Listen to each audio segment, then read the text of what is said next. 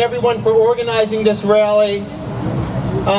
Thanks everybody for turning out, and thanks for understanding the importance of this rally. Now, before I get going this morning, or this afternoon, I'd just like to say that I do come from Missouri, and Missouri's been a little bit in the news recently, and as you might have heard, we do things a little bit differently in the Show Me State, and so I thought I would show you just how differently we do things, and some of you hope you're not offended, but would you have an adapter from Puerto Rico? we'll give it a try anyway.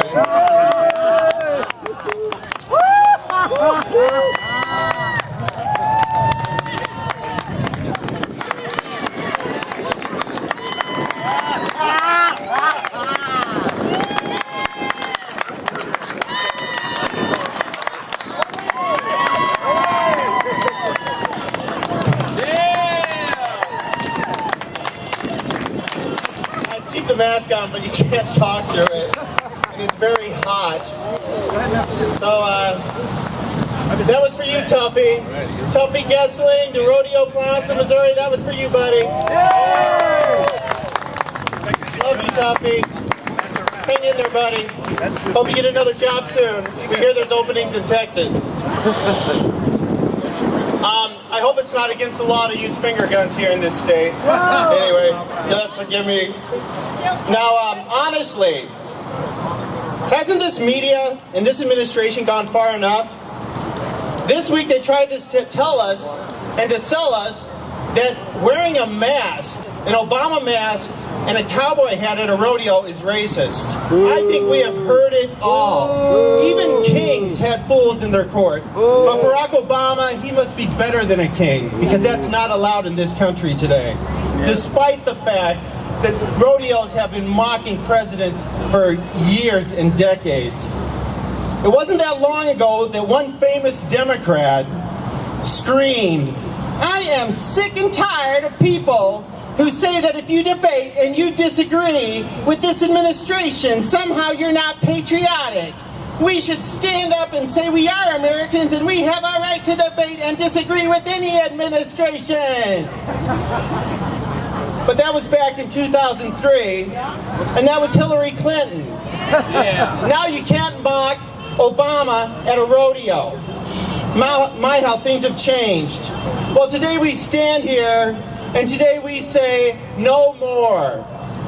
No longer will we accept the lies, the assault, the attacks, the slander, the omissions of this Democrat media complex. No more. Could you imagine if Americans really understood, if they had a clear understanding of the havoc and destruction of this administration's policies? Could you imagine if Americans understood the truth that under this administration, we are suffering through the worst recovery ever?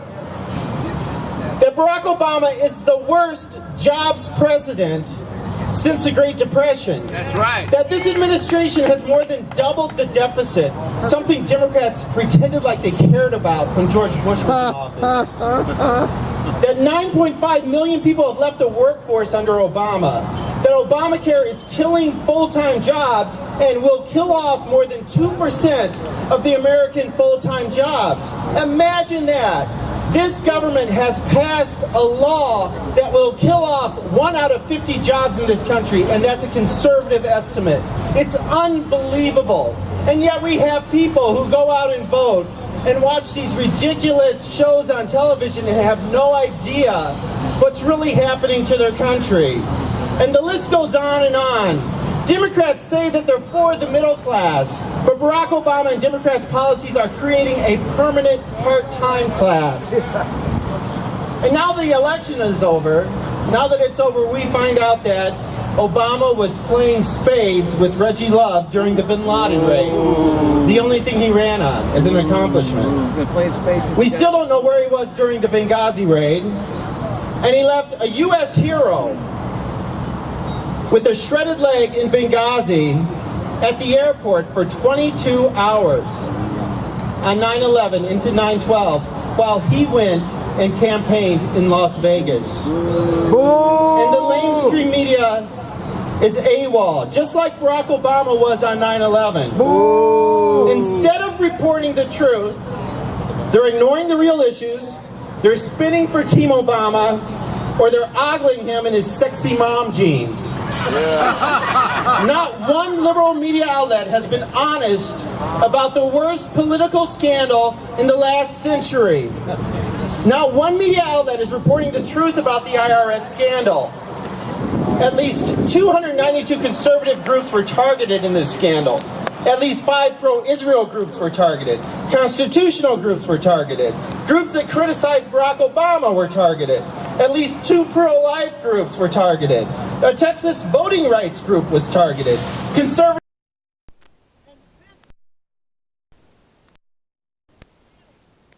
group. No liberal groups suffered the same type of scrutiny under the IRS. That they'll spin that and say media groups were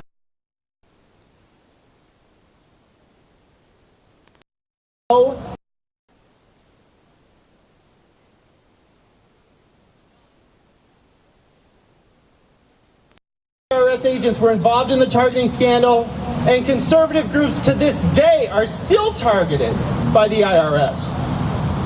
The media is hiding this. And as our dear friend Andrew Breitbart once said, "You hateful bastards, how dare you?" And that's our message to the media today. But our problem is much larger than the media. I want to touch on one other thing, and that is, we have a Republican Party today, the so-called Conservative Party, from the base. Just this past week, the GOP chair finally realized that CNN and MSNBC were biased in debates. Oh, what a surprise. Hallelujah. I mean, any 6th grader could have told them that.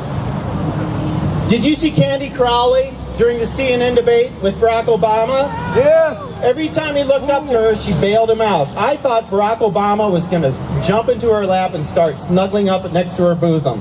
I swear to God, it was that bad. And the GOP is just realizing this. Hey, GOP, wake up. Wake up, stand for something, or get out of the way. That's our message. In closing, I just want to thank all of you for coming out today. It takes a whole different type of courage to stand your ground in California than it does to put on an Obama mask at a rodeo in Missouri. So thank you. Keep up the fight. Please don't give up. Thank you all very much. God bless America.